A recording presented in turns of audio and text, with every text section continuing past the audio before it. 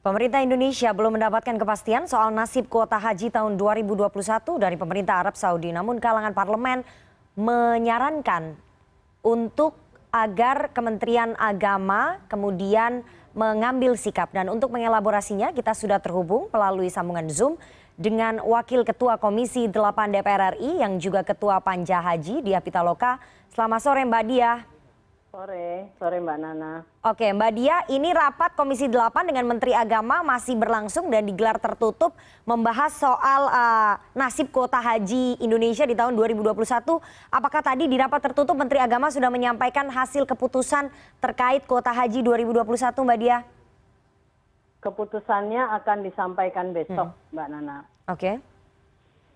Tapi Besok tadi beliau sudah akan disampaikan menyampaikan belum sendiri. dari Menteri Agama ke Komisi 8?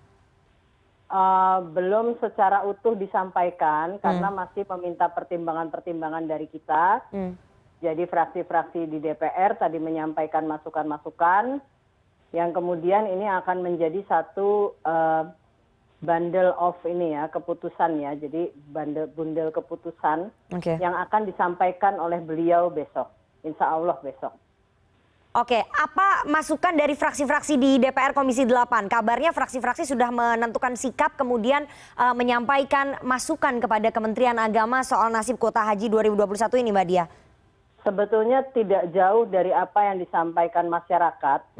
Jadi ada dua di dalam kondisi persiapan pemberangkatan jemaah haji Indonesia. Ini satu momentum ya, menurut saya satu momentum yang sangat tidak mudah. Karena tahun lalu terjadi pembatalan dan tahun ini sampai sekarang pemerintah Arab Saudi juga belum memberikan kuota kepada negara manapun yang biasa menjadi pengirim jemaah haji.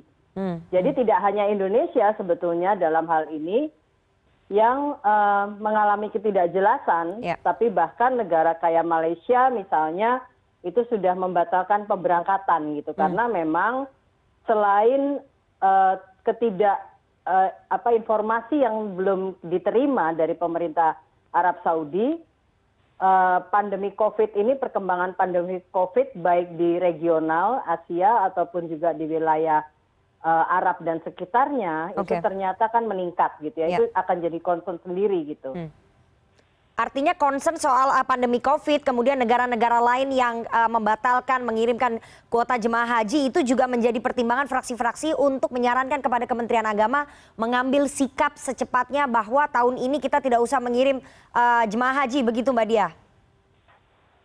Kita belum bisa memutuskan mengirim atau belum mengirim karena memang kuotanya belum ada. Nah, tapi keputusan itu ya dari pertimbangan-pertimbangan hari ini, Menteri Agama akan menyampaikan satu rangkaian keputusan karena ini kan juga ketika misalnya jadi berangkat atau batal berangkat itu kan nanti termasuk biaya dan lain-lain ya. Karena jangan sampai juga banyak informasi simpang siur kayak misalnya ada hutang yang belum dibayar atau dana haji terpakai dan lain-lain gitu ya. Ini kan kemudian jadi muncul disinformasi-informasi yang salah di mana-mana gitu. Jadi kita tadi memberikan masukan ke Menteri Agama untuk mematangkan keputusan dan menyampaikannya secara komprehensif dari keputusannya sampai kepada turunan-turunan keputusan yang akan diambil. Nah, tapi concern fraksi-fraksi tadi secara umum di DPR, di Komisi 8 itu adalah kita tetap berbasiskan berlandasan pada konstitusi kita. Jadi kita harus menjamin keselamatan warga negara. Nah, bagaimana itu kemudian dieksersis, dihitung oleh Menteri Agama atau oleh pemerintah, bagaimana kalaupun berangkat jemaah kita itu bisa kita minta untuk dalam kondisi yang prioritas keselamatannya diutamakan. Oke, baik.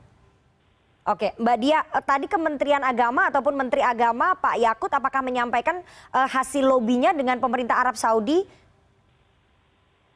Menyampaikan ya, artinya sebetulnya pemerintah Arab bahasanya tadi Gus Yakut sampaikan bahwa Indonesia akan mendapatkan perhatian khusus dari pemerintah Arab Saudi. Demikian disampaikan Pak Menteri.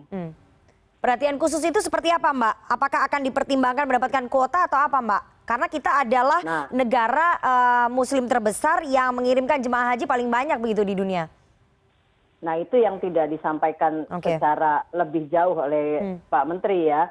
Tapi memang dalam tahun ini Arab Saudi itu menyediakan 60.000 kuota haji, yang 15.000 berasal dari kuota domestik di negara Arab sendiri, dan 45.000-nya itu untuk negara di luar Arab Saudi. Nah inilah yang kemudian kalkulasi kuotanya memang jadi sangat minim karena biasanya kuota yang kita peroleh untuk pemberangkatan jemaah haji itu 210.000 ya. Dan ini mungkin di bawah, bahkan di bawah 1% ya mungkin ya. Kalau 45.000 untuk seluruh dunia, jadi kan hitungannya begitu. Jadi kalaupun dapat itu sangat, hitungan kita akan sangat minim gitu. Tadi Menteri Agama menyampaikan juga persoalan vaksin yang diberikan kepada para jemaah kita. Apakah itu juga menjadi pertimbangan bagi pemerintah Arab Saudi, bahwa pemerintah Arab Saudi hanya mempertimbangkan vaksin-vaksin yang sudah mendapatkan izin emergency use listing dari WHO, AstraZeneca, kemudian Pfizer, Moderna, dan juga Johnson & Johnson.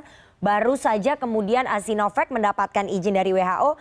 Apakah kemudian itu menjadi pertimbangan bagi pemerintah Arab Saudi untuk menentukan negara mana yang mendapatkan kuota jemaah haji begitu? Tadi disampaikan tidak Mbak Diah? Ya, kami dengar Sinovac itu sudah disetujui oleh WHO. Tapi belum ada pernyataan resmi dari negara Arab Saudi terkait vaksin Sinovac ini. Nah ini juga kan berita yang sampai detik ini tidak bisa dikonfirmasi oleh kita gitu ya. Tapi dari Kementerian Agama apakah sudah kemudian menanyakan kepada pemerintah Arab Saudi, Duta Besar Arab Saudi untuk Indonesia soal lampu hijau dari WHO terkait dengan vaksin Sinovac ini Mbak? Tadi disampaikan tidak di dalam rapat? Bahkan di Kementerian Kesehatan juga sudah mengirimkan surat secara resmi kepada WHO bahwa kita menggunakan, ya kita apakah vaksin Sinovac itu kemudian masuk ke dalam WHO listing gitu atau tidak gitu. Tapi kan WHO hari ini sudah kemarin ya kalau nggak salah ya sudah menyetujui, tapi memang secara resmi turunan dari persetujuan itu oleh Arab Saudi kan belum dikeluarkan gitu secara resmi ya. Artinya masih menunggu 1 hari lagi. Sebelum bertemu dengan Komisi 8, kabarnya tadi siang pada pukul 12 Menteri Agama sudah berkomunikasi dengan Presiden Jokowi untuk mengkonsultasikan sikap apa yang akan diambil oleh pemerintah Indonesia terkait dengan nasib kuota haji 2021. Tadi disampaikan juga ke rapat Komisi 8 Mbak Diah? Iya disampaikan, ya pertimbangan-pertimbangan juga. Ini juga kita minta Pak Menteri Agama untuk menyampaikan besok bagaimana pertimbangan-pertimbangan dari pemerintah. Ya, dan juga kita hari ini DPR masih rapat tertutup di Komisi 8. Ini mungkin saya juga nanti harus kembali lagi. Ya, tentang semua ini kan variabelnya banyak sekali ya haji ini ya. Tapi kita tentu apapun keputusan yang diambil oleh pemerintah, itu kita yakini adalah satu keputusan yang terbaik bagi seluruh rakyat Indonesia. Dan ini sebagai satu bangsa kita memang berada dalam kondisi yang tidak mudah. Dan semoga dengan apapun keputusannya itu ya kita yakini itu adalah yang terbaik untuk Indonesia, untuk jemaah haji Indonesia. Mbak Diah, kalau kita berandai-andai kemudian pemerintah Arab Saudi memberikan kuota jemaah haji meskipun jumlahnya sedikit, kemudian hanya untuk mereka-mereka yang sudah divaksin AstraZeneca, dilihat dari tenggat waktunya yang hanya tinggal 1,5 bulan lagi, apakah realistis, apakah mungkin jemaah kita bisa berangkat jika mendapatkan lampu hijau dari pemerintah Arab Saudi dengan waktu yang sangat mepet ini Mbak Diah? Nah secara teknis itu yang sulit karena hitung-hitungan teknis itu kemarin dari Kementerian Agama itu di tanggal 28 Mei itu kesanggupannya udah 1,8%. Tapi itu pun kalkulasi saya masih di bawah kuota yang dimungkinkan oleh Arab Saudi ya. Karena itu masih 30.000 angkanya. Di Arab aja 45.000 untuk seluruh jemaah haji dunia gitu. Jadi itu pun masih terlalu tinggi kalau hitungan 45.000 untuk seluruh jemaah haji dunia gitu. Secara teknis sulit untuk mengirimkan jemaah kita melihat waktu yang sangat pendek. Artinya jika kita tidak mengirim jemaah haji tahun ini, tahun lalu juga tidak dikirim, mengantisipasinya antrian haji yang menumpuk seperti apa? Apakah saran Komisi 8 tadi dari fraksi-fraksi juga disampaikan Mbak Diah? Ini kan satu kondisi yang di luar perkiraan kita sebelumnya. Karena perkiraan kita sebelumnya di tahun ini jemaah haji itu sudah mendapatkan vaksin di seluruh dunia ya, itu kemudian perhelatan haji, penyelenggaraan haji bisa diselenggarakan. Dan menurut saya ini juga di luar kalkulasi negara Arab karena perkembangan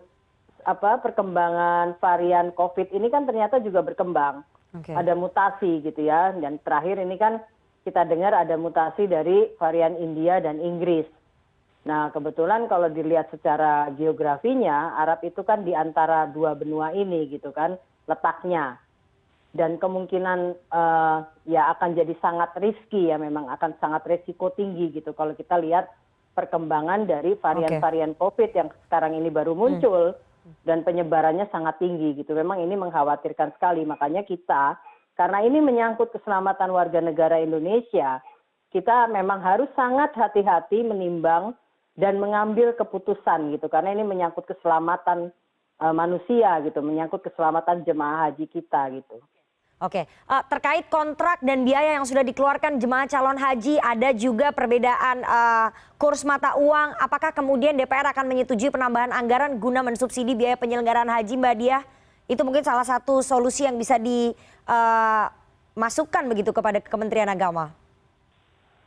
Kalau menyangkut anggaran, kita masih minggu depan kita akan mendalami, dan salah satunya mungkin juga turunan dari keputusan yang akan diambil menyangkut haji ini adalah perubahan anggaran tentunya di Kementerian Agama, tapi kita belum membicarakan sampai ke situ karena memang juga keputusannya belum diambil. Oke, kita tunggu nanti bagaimana ujungnya pemerintah akan mengambil keputusan terbaik terkait dengan nasib kuota haji tahun 2021, faktor keselamatan ataupun safety para jemaah itu yang akan diutamakan, begitu ya Mbak Diah ya. Terima kasih sekali Wakil Ketua Komisi 8 DPR RI sekaligus Ketua Pansus Haji Diah Pitaloka atas waktunya kepada CNN Indonesia Newsroom sore hari ini. Sehat selalu Mbak Diah. Terima kasih Nana.